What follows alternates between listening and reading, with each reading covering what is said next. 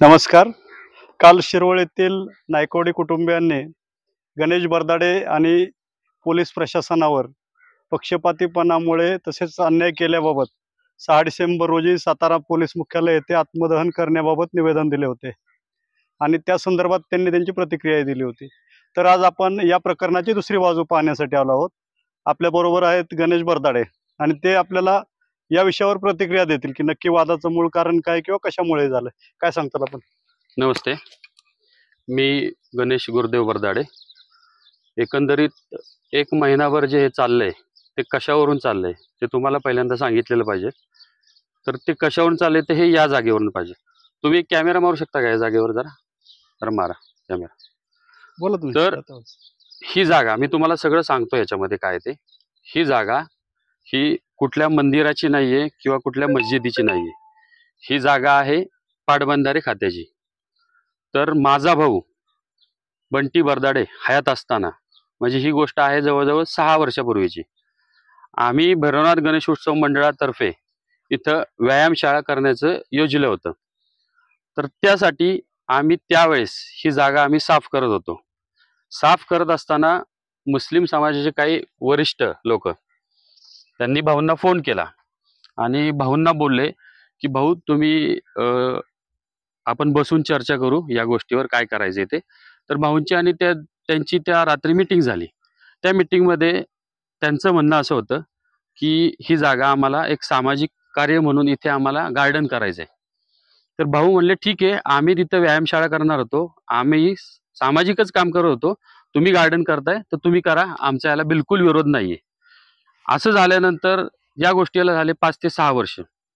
आता हे महिनाभर जे चाललंय, आता या जागेवरून जे चाललंय, आता अय्याज नायकवडी याला आता तुम्ही ते फक्त दाखवा त्याच्यामध्ये ते त्यांनी हे केलेलं आहे, त्यांनी टाकलेल्या त्या टपऱ्या आहेत.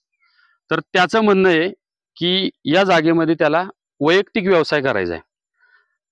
आम्ही त्याला काय म्हणतोय की तू इथे वैयक्तिक काही करू नको, तुला सामाजिक काय करायचंय तर तू इथे कर, त्यासाठी आम्ही पाठिंबा देतो. पण त्याचं म्हणणं आहे की त्याला इथे वैयक्तिकच करायचंय. तर आम्ही त्याला पहिल्यापासून विरोध करतोय या गोष्टीला. त्या विरोधामुळे तो आमच्या विरुद्ध खोटे गुन्हे दाखल करतोय. मागच्या वेळेस त्यांनी माझ्यावर खोटा गुन्हा दाखल केला की माझ्यावर वार केले, असं केलं. तर ही गोष्ट त्याचा मेवना साहिल पटवेकर त्यानं आता याच जागेच्या मागच्या साईडला त्याला पाठीला इथे काहीतरी करून घेतलं छोटीस एवढं आणि पोलीस स्टेशनला गेला आणि म्हणला गणेश बरदाडे यांनी माझ्यावर वार केलेत. पोलिसांना बघता क्षणी ते लक्षात आलं की हे वार नाहीये. हॉस्पिटल मध्ये गेला, हॉस्पिटलवाल्यांच्या पण लक्षात आलं डॉक्टरांच्या की हे वार नाहीये. आणि त्यावेळेसपासून ते झालं तसं.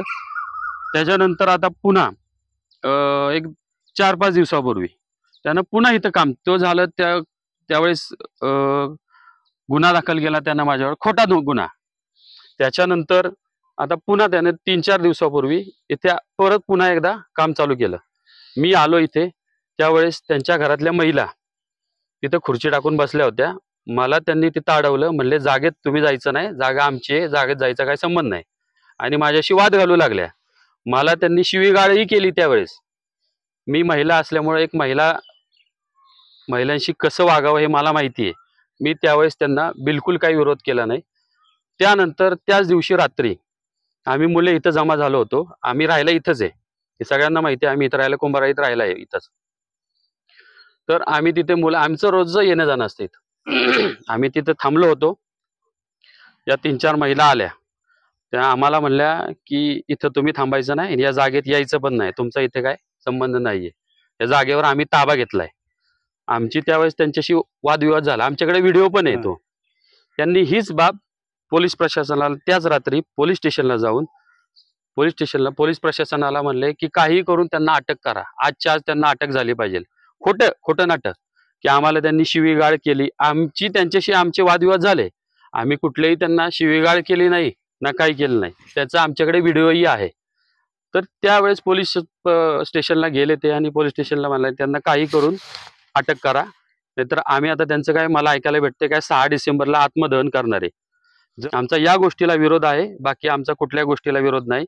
मी तिथं आमचे वादविवाद झाले त्यावेळेस मी पण त्या महिलांशी बोललो की तुम्हाला इथं करायचंय सामाजिक काम करा, आमचा त्याला बिलकुल विरोध नाहीये. पण त्यांच्या काय ऐकण्याच्या मनस्थितीत नाहीये. एकंदरीत हे सगळं झालेलं आहे, याच्यावरून हा वाद चाललेला आहे. त्याचं तुम्ही बॅकग्राऊंड त्यांचं काय आहे ते तुम्ही एकदा चेक करा. तुमच्या सगळ्यांच्या लक्षात येईल त्यांचं काय आहे, काय करतात ते. मला एवढंच बोलायचंय आणि जे काय झालं ते आता तुमच्या समोर आहे सगळं.